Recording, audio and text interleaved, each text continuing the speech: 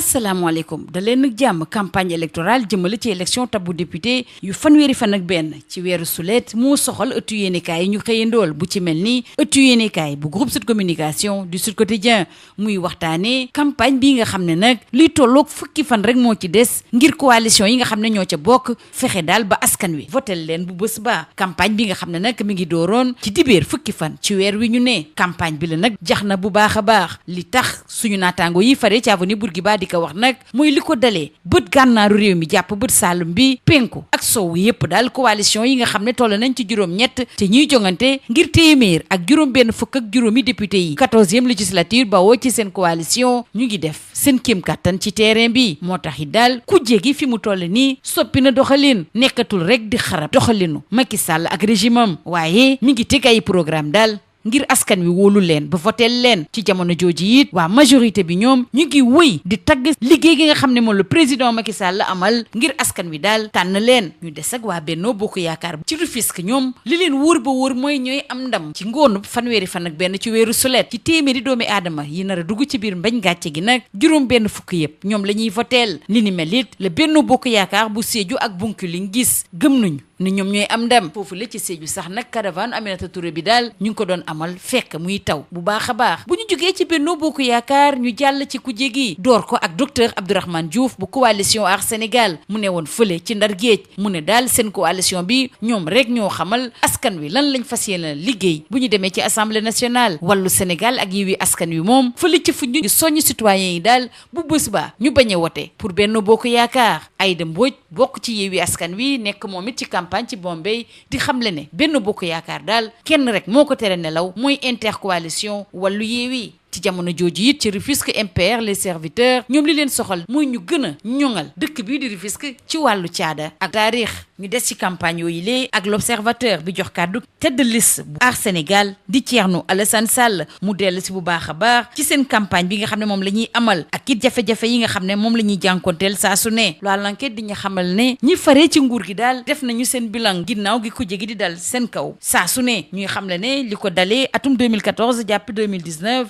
néew téeméeri junni ndaw jot nañoo am ab xëy ministre bi ñu dénk wàllu économie plan ak coopération di Amadou Hott di xamle ne nag liggéey gi ñuy amal ci wàllu usines yi dinañu ko gën a ñoŋal jëmale ci pétrole ak gaz bi nga xam ne moom la ñuy nar a jëlee ci suuf si ñu def ci jéego yi ci wàllu koom-koom ak tolluwaayu askan wi ci Sénégal donte Covid bi ak li xew ci Ukraine sonal nañu lool ak waa Dakar Times ne daal def nañ ci ay jéego yu am solo rawatina su budget bi nga xam ne yokku na bu baax a baax lu ko dalee 2012 jàpp 2022 bi ñu nekk le vrai journal nag moom li ko soxal mooy waxtaane ñu juróom-ñaari tête de liste yi nga xam ne ñoo jiite juróom-ñetti coalition yi nga xam ne ñoo fas yéene bokk ci jongante gi buñ ci dindee Ousmane Sonko nga xam ne bokk ca juróom-ñaar ñii nag lan la ñuy peese ci dëgg-dëgg ki samp boobule laaj mooy le vrai journal ñoom nag wuute nañu lool rawatina si seen wàllu jaar-jaar tribune moom waxtaane li nga xam ne moo nar a xaar député yi nga xam ne dañ leen nar a fal ci fanweeri fan ak benn ci weeru sulet mbiri nag du yomb jëmale ci amnistie Karim Meïssa Wade ak Khalifa Ababacar Sall wàllu parité bi ak it borom ñaari tur yi réew mi di xamle ne am nay coppite yu am solo yoo xam ne amal nañ ko ci police nationale te ay bés rek des ci élection te bu député yi ministre bi ñu dénk wàllu biir réew mi di Antoine Félix Abdoulaye Diome démb nag ci ab note de service daal indi na ay coppite yu taratar ci cadre supérieur bu police nationale Soleil moom li ko soxal mooy waxtaane ñu programme bi nga xam ne moom la ñu teg ngir courant mun a am ci dëkk-dëkkaan yi daal te ñu nar a jëfandikoo jant bi ak ñaari téeméeri lampadaires yi nga xam ne daal commune bu ne di nga ko jot Sud Quotidien di ñu xamal ne liggéeykatu hôpital principal démb ci talaata gi dañu amaloon ab toogaanu sikkimu ci buntu seen direction ngir direction boobule mën a sàmmonteek ay kàddoom rawatina déggoo yi nga xam ne moom lañu siife woon ak moom libération waxtaane ñu Franck Timis ak ñi nga xam ne ñoo nekkoon ci bopp seen huile ak it jënd bi nga xam ne société bii di Ferme de la Teranga jënd na ko ay suuf ci njaayeel libération xelam tey na ci lool tàggat yaram dañu koy door ak waa SAD bi ñuy waxtaane cérémonie CAF Awards biñ nar a amal ëllëg ci alxamis bi ci Rabat Mané ak Cissé ñoom ñu ngi leen fay xaar Mendy ak Koulibaly moom duñ leen fa gis teewaayu Sadio Mané nag lu am solo la ñu des ak Sadio Mané ak beneen gaynde di Koulibaly ak waa Record seen équipe yi di Bayern ak Chelsea nag danañu nar a amal ay match amical ci àllarba gi muy lu am solo nag pour ñoom ñaar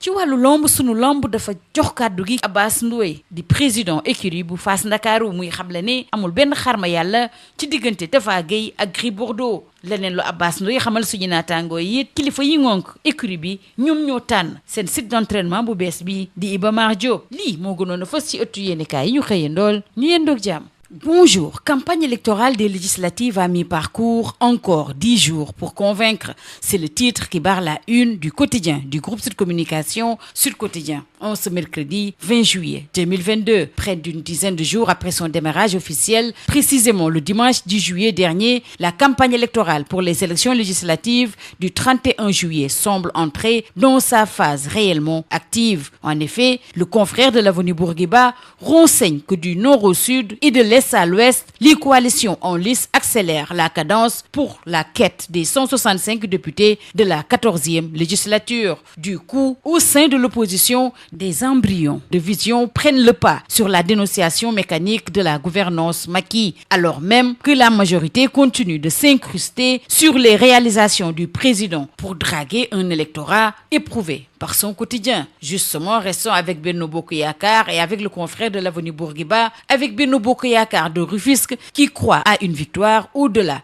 des 60%. Idem pour Benno de Sédhiou et Bounkiling qui assure de sa victoire, et le confrère relève la caravane d'Aminata Touré qui déferle sous une pluie battante. Après Benno Bokk Yakaar, place à l'opposition avec Dr Abdourahmane Diouf de la coalition Aar Sénégal en caravane à Saint-Louis. Il affirme: notre coalition est la seule à ce jour à avoir présenté un contrat de législature, au moment où Wallu Sénégal et Yewwi Askan Wi appellent à un vote sanction contre Benno depuis Foundiougne, et à Rufisque, MPR les serviteurs prônent la revalorisation culturelle et historique de la ville. Et au même moment, en campagne à Bambey, Aïda Mbodj déclare: Benno a peur de l'intercoalition Wallu Yewwi. Restons avec l'opposition avec ses vérités tirées dans le tas. Comprenez Thierno Alassane Sall avec l'Observateur. Il revient en détail sur la campagne de Aar Sénégal, les difficultés rencontrées sur le terrain lors de cette campagne électorale, mais également sur les chances de cette liste dirigée par Thierno Alassane Sall. Face aux attaques de l'opposition, le régime brandit son bilan, informe l'enquête. Sur la période 2014-2018, pas moins de 500 000 emplois ont été créés et le réseau autoroutier, qui était de 32 km en 2011, a été multiplié par 6 pour se situer à 189 km en 2021. Le ministre de l'économie, du plan et de la coopération, Amadou Hott, rassure: cette dynamique industrielle sera confortée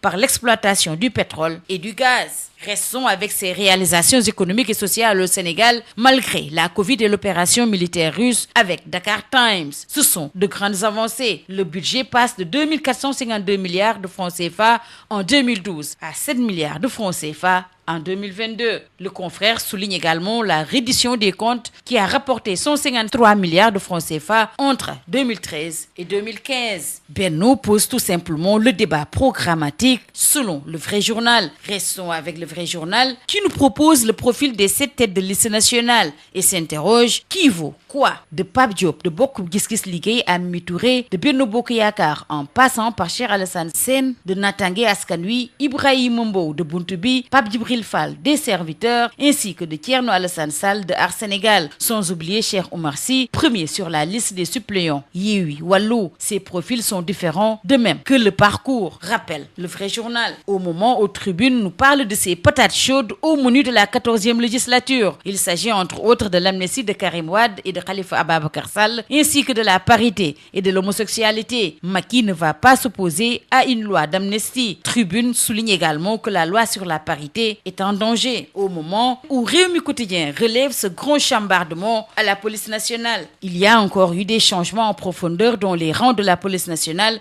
à quelques jours des élections législatives. En effet, le ministre de l'Intérieur et de la Sécurité publique, Antoine Félix Diome, a procédé hier à un remaniement au sein de la police nationale. La note de service a frappé plusieurs cadres supérieurs de l'institution en question. Le programme d'électrification solaire, c'est le sujet qui intéresse Le Soleil ce matin. Et avec 200 000 lampadaires à chaque commune, 115 000 unités sont à distribuer. Et l'Agence nationale de l'électrification rurale a entamé une tournée d'explication de ce programme d'électrification solaire scolaire. Au moment où Libération nous compte ces liaisons troubles dans le Ndiayel avec Franck Timis, les anciens dirigeants de Senhuile et l'achat des fermes de la Teranga. Franck Timis et les dirigeants de Senhuile, Libération les taxe tout simplement de vendeurs suspects dans le Ndiayel. Pour non-respect des accords avec la direction, les travailleurs de l'hôpital principal ont initié hier un sit-in devant les locaux de la dite structure sanitaire. Ces accords qui, selon les responsables, tournent autour du relèvement de la prime d'intéressement, l'amélioration de la prise en charge médicale du personnel et des patients, entre autres. Toutefois, si rien n'est fait, les acteurs comptent aller en grève pour 48 heures à partir de jeudi prochain, d'après Sud Quotidien. En sport,